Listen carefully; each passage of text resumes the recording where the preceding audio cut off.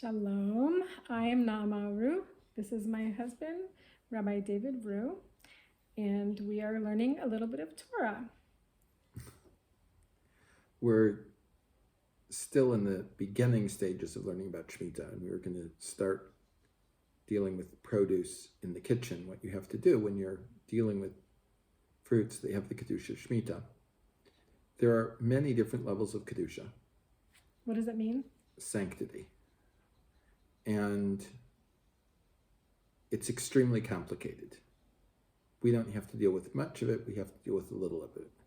I remember many, many years ago, when I lived in Los Angeles, every Leil Shavuos I would teach an entire parak of Gemara, Shavuos night.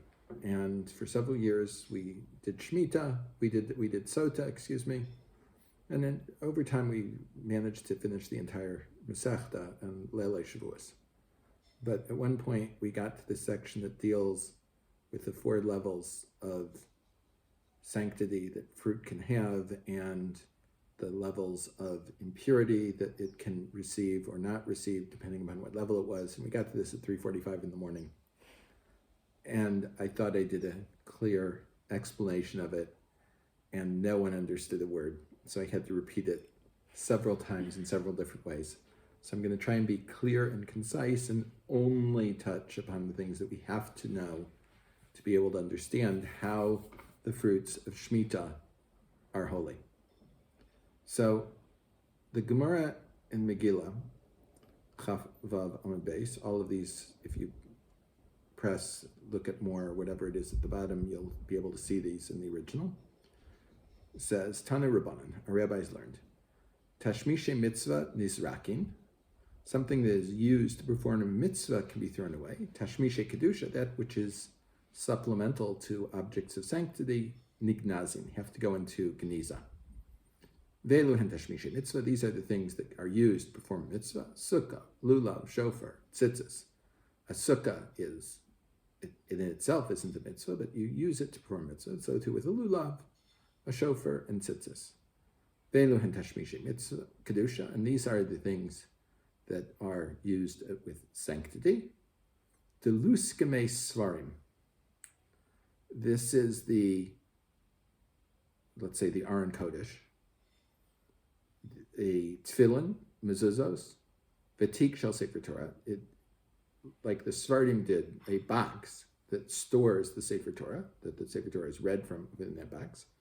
ונרתיק shall tefillin, and the storage container for tefillin, ורצועותיהן, and the straps of tefillin. So the second things cannot be thrown away. They have to be put in a geniza, they have to be stored until they no longer exist, I suppose. So the Shulchan in fact rules this way. Tashmishi Kedushah, the things that are used for Kedusha, kegon, ותיק shall ספרים ומזוזות, the box that what holds Sifrei Torah and mezuzot, what you put the mezuzah in the house. ורצועות תפילין, the straps of tefillin. וארגז שנושאים בו ספר Torah, the thing that holds Sefer Torah, or chumash, or a chumash.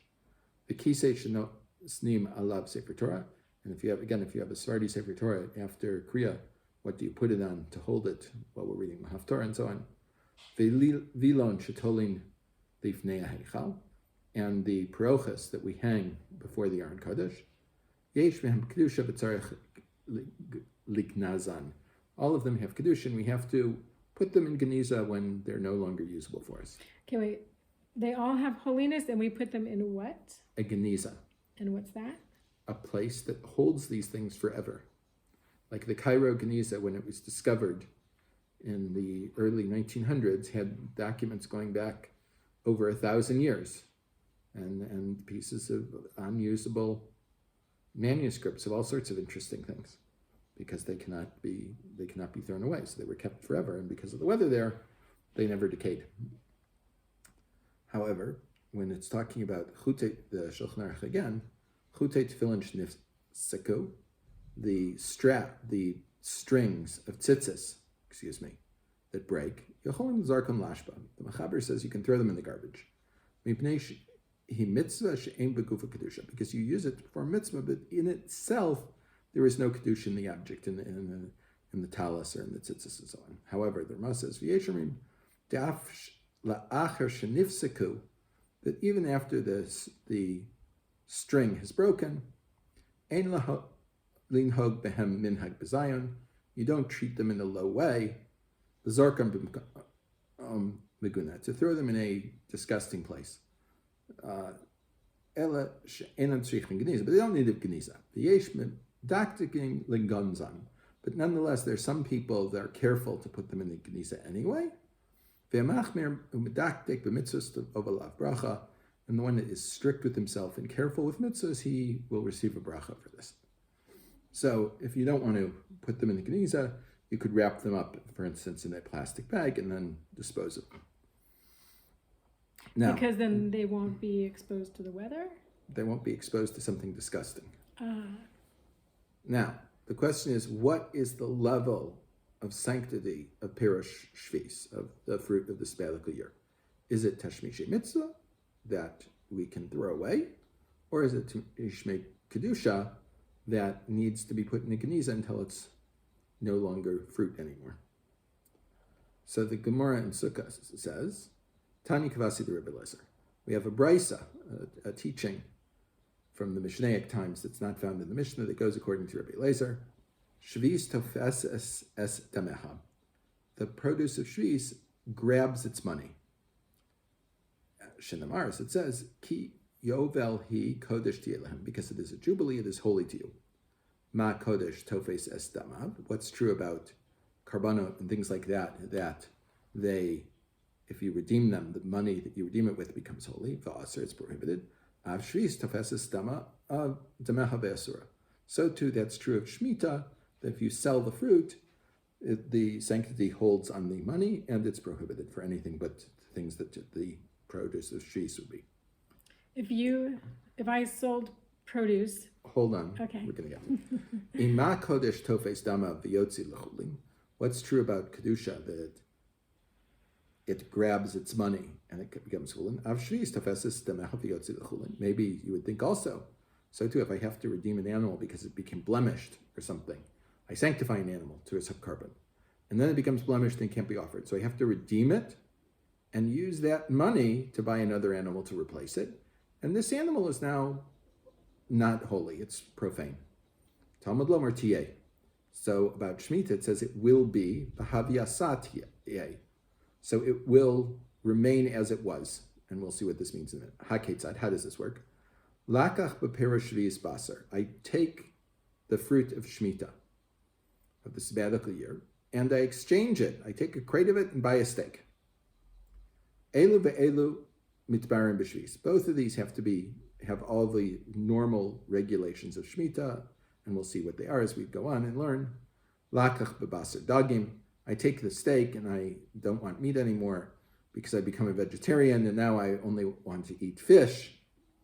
Yatsa basar v'nichnas dagim. The meat goes out, loses its sanctity, and the fish now has the sanctity of Shmita. Lakach b'dagim yain. I decide, you know what, I'm going to be a vegan, but ein simcha lebasar v'yain. There's no rejoicing before God unless you're eating meat and drinking wine. So I get wine. Yatsu dagim v'nichnas yain. So the fish loses its sanctity, but the wine now is holy. Wine could be grape juice. Here it's talking about wine. They could not make grape juice because they didn't know how to pasteurize things. So grape juice always turned into wine or vinegar. Always fermented. Okay. Lakach b'yayin shemen. I took my wine because I don't want to get drunk, because I want to be able to enter the temple, and you're not allowed to enter the temple if you've had a revis, 3.3 ounces of wine. And I buy oil to fry up my vegetables with. Yatsa yain v'nichnas shemen. So the wine loses its sanctity and the oil has it. HaKetzad, how so? Achor nachar nichnas b'shvis. The last thing is shvis. Upri atzmo asur.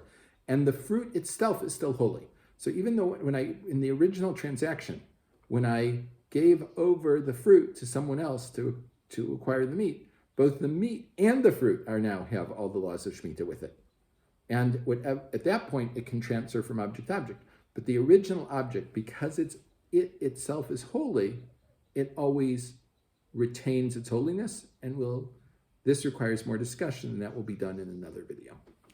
Okay, let me just ask. So if I grew produce and then I wanted to sell some of it during the Shmita Well, you year. can't sell it. You That's can what I was exchange it for something. See, he took the produce and he exchanged it for meat that he would eat as if it were produce of Shmita.